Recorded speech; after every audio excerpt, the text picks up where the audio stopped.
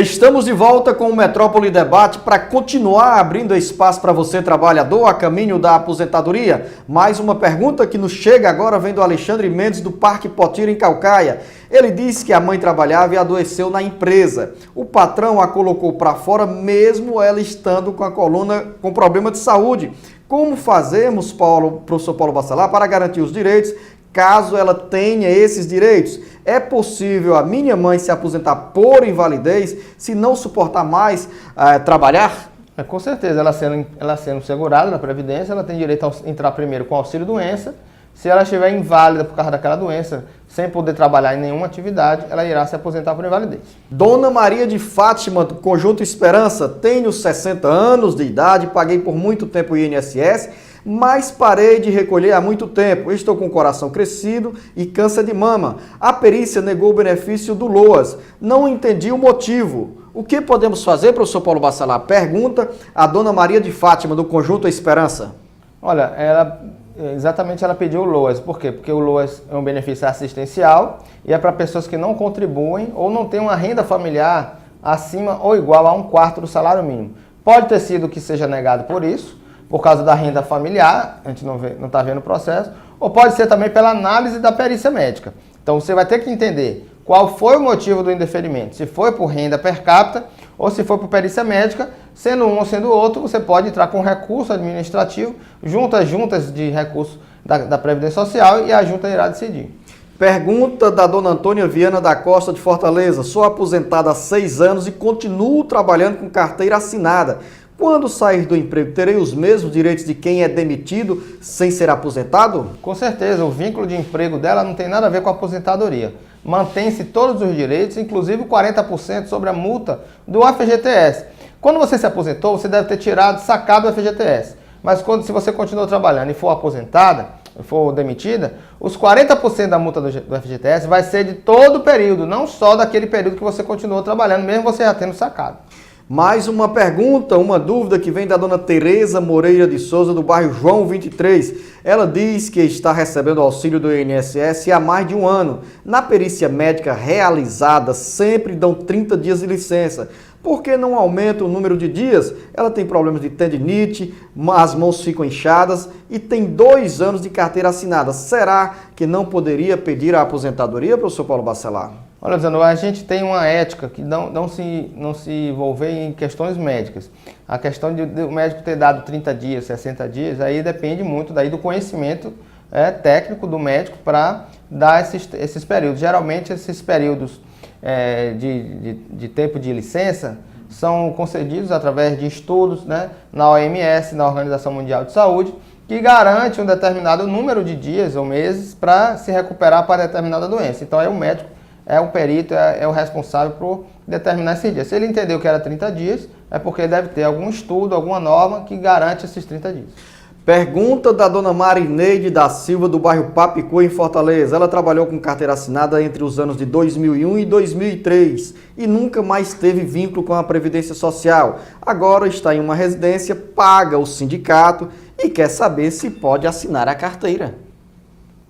Pode não, deve. Se ela é empregada doméstica, recomendável, né? É obrigatório. A carteira ela tem que ser assinada. Mas eu pago o sindicato. Olha, aquele mesmo problema. Eu pago o sindicato, não quero que assine minha carteira para eu não descaracterizar minha condição de segurado especial. Se você paga o sindicato, mas trabalha numa residência, mesmo você não assinando a carteira, você não tem direito à aposentadoria porque você não é trabalhadora rural. Você tem que, para se aposentar como trabalhadora rural, a sua atividade como trabalhador rural tem que ser essencial, tem que ser a única, a principal atividade. Se você trabalha numa residência, é empregado doméstico, você não deve pedir nenhum benefício como trabalhadora rural. Se pagar o sindicato ou não, isso não dá direito nenhum. O nosso telespectador Gilberto Sombra, do bairro Santa Cecília, pergunta se o benefício de invalidez permanente dá garantia de recebimento retroativo. Segundo ele, uma funcionária do INSS disse que ele tem direito e outro funcionário disse que não tem. Falaram para ele esperar receber a carta do INSS, mas outras pessoas o informaram que essa carta pode recomendar o pagamento retroativo. Afinal, professor Paulo Bacelar, diante dessa situação, Quais são as dúvidas que podem ser tiradas para o nosso Gilberto Sombra? Olha, eu precisava entender, Luciano, o que é esse valor retroativo. Eu posso entender que seja o valor da revisão do artigo 29. Ele faz referência a benefício de invalidez, ou por invalidez permanente. Então pode ser a revisão do artigo 29 da Lei 8.213, que deu direito a algumas pessoas que teve o benefício por invalidez em determinado período, de receber um valor retroativo porque o cálculo do benefício foi feito errado. Então ele aí receberia uma carta em casa, e essa carta que vai dizer se ele vai receber e quando ele vai receber o valor. Se ele tiver dúvida, é só digitar o número do benefício dele no site da Previdência Social, onde tem a revisão do artigo 29, e ele poderá saber se ele está qualificado nessa revisão ou não. A dona Edilene de Souza, do bairro Henrique Jorge, disse que o marido tem 35 anos de contribuição e quer saber quais são os documentos necessários para pedir a aposentadoria. A princípio, Zenon, identidade CPF, porque você vai ver no sistema quantos anos a pessoa tem de contribuição. Se houver algum acerto, se houver alguma dúvida, algum erro no sistema, ele precisa comprovar, aí sim, com carteira assinada, com carnês, mas a princípio, identidade CPF. O senhor Emanuel Pedro do Nascimento, residente em Messejana, diz que tem 73 anos de idade e 27 anos de contribuição. Se ele for demitido da empresa em que trabalha atualmente, já pode dar entrada com o pedido de aposentadoria? Quantos anos? 27 anos? 27 anos de contribuição e 73 anos de idade. Já tem muito mais tempo. Já passou do tempo, né? 65 anos de idade, a pessoa já teria direito à aposentadoria. Agora, ele vai poder receber desde os 65 anos de idade? Aí não, a partir do requerimento. Rilke Rocha, do Bom Jardim, um funcionário público, se tiver uma atividade paralela na iniciativa privada, pode dar entrada com 2 pedidos de aposentadoria? Existem algumas atividades que dão direito à insalubridade e exigem o tempo menor de contribuição? Sim, aquela questão, a pessoa que trabalha como serviço público, ele pode pagar por fora para se aposentar pelo INSS?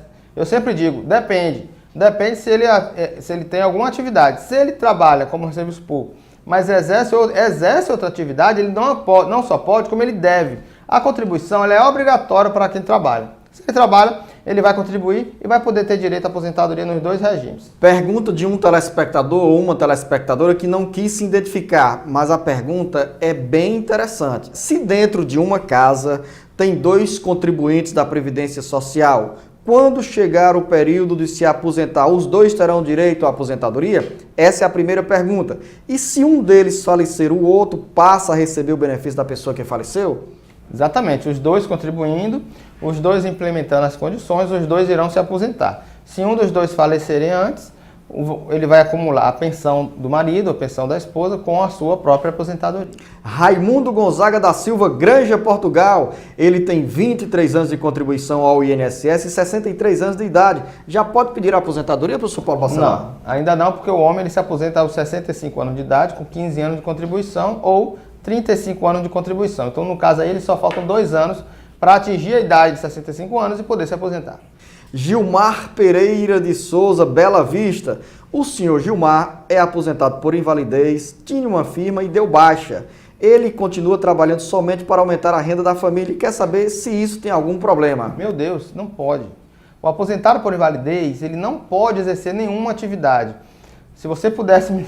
Eu estou brincando, mas se você disser que trabalha e é aposentado por invalidez, para um servidor público, ele tem a obrigação de apurar, porque a pessoa que trabalha e é aposentado por invalidez deverá perder a sua aposentadoria, porque o aposentado por invalidez ele fica impedido, ele não pode jamais contribuir nem continuar trabalhando. Dona Francisca Almeida Nascimento, do bairro Serrinha. Ela vive com a mãe, trabalhou com a agricultura, mas tem uma doença muscular e pergunta se tem direito a algum tipo de benefício.